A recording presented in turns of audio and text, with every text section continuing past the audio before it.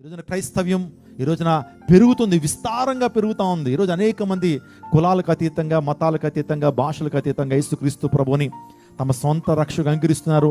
దాడులు జరుగుతున్నప్పుడు సంఘం భయపడద్దు. ఇంకా మనం బలపరచబడదాం, ఇంకా ప్రార్థనలో ముందుకు వెళ్దాం, ఇంకా ఐకమత్యంతో దేవుని కొరకు మనం జీవిద్దాం. దేవుని యొక్క రాజ్య విస్తరణలో ప్రతి ఒక్కళ్ళు కూడా పాలిబాక్సులు ఉందాం. మనం ఈ ప్రపంచాన్ని పాడు చేసేటువంటి వారుగా దేవుడు మనల్ని పిలవలేదు. ఈ ప్రపంచాన్ని ఉప్పుగా ఉండమని దేవుడు మనల్ని పిలిచాడు. ఉప్పు ఏ రీతిగా పదార్థాన్ని పాడవకుండా చేస్తుందో, సమాజంలో ఉన్నటువంటి యవనస్తులు పాడవకుండా, సమాజంలో ఉన్నటువంటి ఆ యొక్క ప్రజలు భయంకర పాప ఊబిలోకి వెళ్లకుండా, వారి జీవితాన్ని వారు పతనం చేసుకోకుండా, క్రీస్తు సువార్త, క్రీస్తు చెప్పిన మంచి మాటలు మనం ప్రకటించడం ద్వారా, సర్వలోకానికి క్రీస్తు సువార్తను ప్రకటించడం ద్వారా సమాజాలు దీవెనకరంగా మార్చబడతాయి, వ్యక్తులు దీవెనకరంగా మార్చబడుతుంటారు, ఇంకా కుటుంబాలు దీవెనకరంగా మార్చబడతాయి. యేసుక్రీస్తు ప్రభువును నమ్ముకుంటే వ్యక్తి చెడిపోతాడా? చెడిపోయినటువంటి మానవులు, చెడిపోయినటువంటి ప్రజలు మార్పు చెంది జీవితాలను కట్టుకుంటా ఉన్నారు.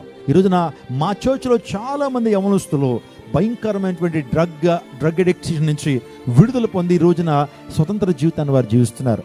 అనేక మంది యేసుక్రీస్తు ప్రభు వారిని యందు విశ్వాసం ఉంచడం ద్వారా, బైబిల్ను అనుసరించడం ద్వారా వ్యభిచారులు నీతిమంతులుగా మార్చబడుతున్నారు, త్రాగుబోతులు నీతిమంతులుగా మార్చబడుతున్నారు, ఆ తర్వాత లంచగొండితనం కలిగినటువంటి వారు నీతిమంతులుగా మార్చబడుతున్నారు.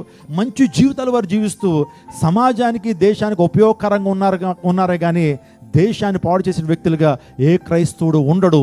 దేశం యొక్క అభివృద్ధిలో ప్రముఖమైన పాత్ర వహించేటువంటి వాడు క్రైస్తవుడు. స్తోత్రం చెప్పడం హల్లెలూయా.